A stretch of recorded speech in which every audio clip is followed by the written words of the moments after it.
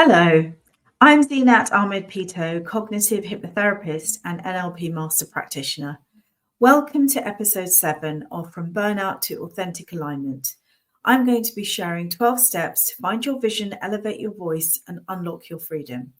I work with emotionally intelligent, conscientious, professional men and women to help them move from the brink of burnout to authentic alignment. So, today I want you to think about some ways to help you improve your boundaries around your time and energy. Now, we're all really busy these days. So, when I'm talking about energy, I'm really thinking about what you give your attention to. So, what are the things outside of you that are taking up your attention?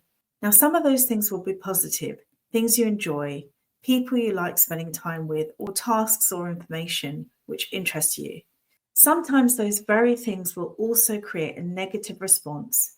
It might be that you like being around certain people, but a particular behavior or topic of conversation can be the catalyst for causing you to feel stuck or feel as if you're in a loop or in a pattern of behavior.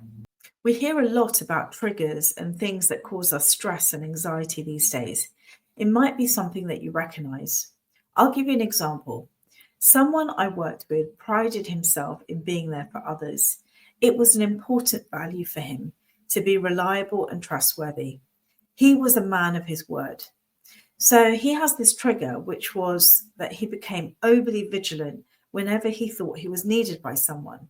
So whenever his phone would ping, he would get a sense of jumpiness and unease until he could solve that problem or make it better, because he was constantly getting messages and requests from his family and friends.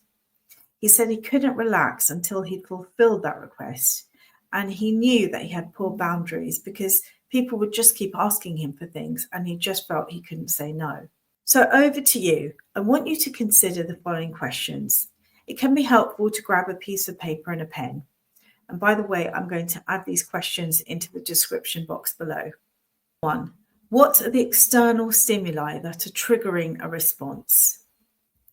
So what's outside you that's making you jump each time you get that trigger?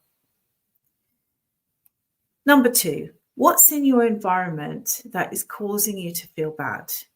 So when I say your environment, I mean what's around you, where are you spending your time, where are you hanging out online, in person, and so on.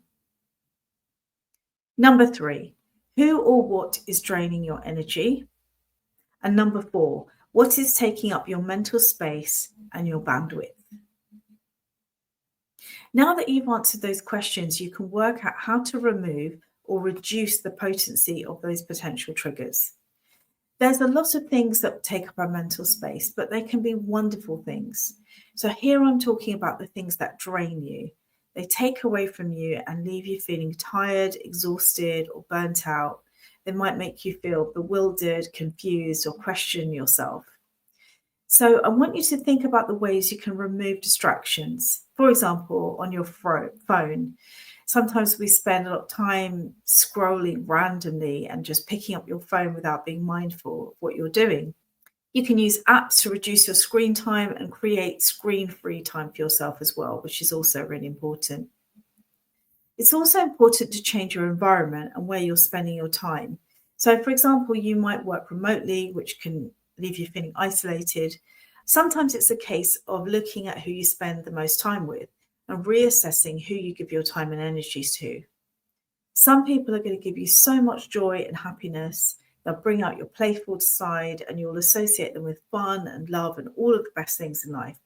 And there might be those others who bring you down. This exercise is about being mindful of who brings you more of what you want so that you can make conscious choices about who or what you want to see more or less of in your life. As for the client I spoke about earlier, who was getting very stressed about trying to always be the reliable one who helped everyone, once he recognized the issue and acknowledged how bad it was making him feel, we were able to work on that and work out what was causing this in him.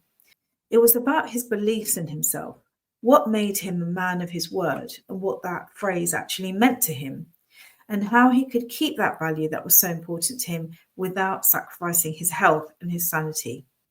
He realized he'd been trying to please everyone because deep down that made him feel needed and that made him feel important.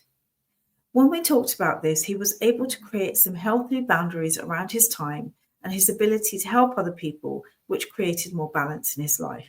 He was also able to update his beliefs and let go of anything that was no longer serving him. If you haven't seen the previous videos, you can go back and watch those and look out for episode 8 where I'll be helping you deepen your understanding. If you enjoyed this video, please hit like and subscribe to this channel, and you can feel free to share it with anyone you think it might be helpful for. You'll find the links to my book and website in the description box below. Thank you for watching. Bye.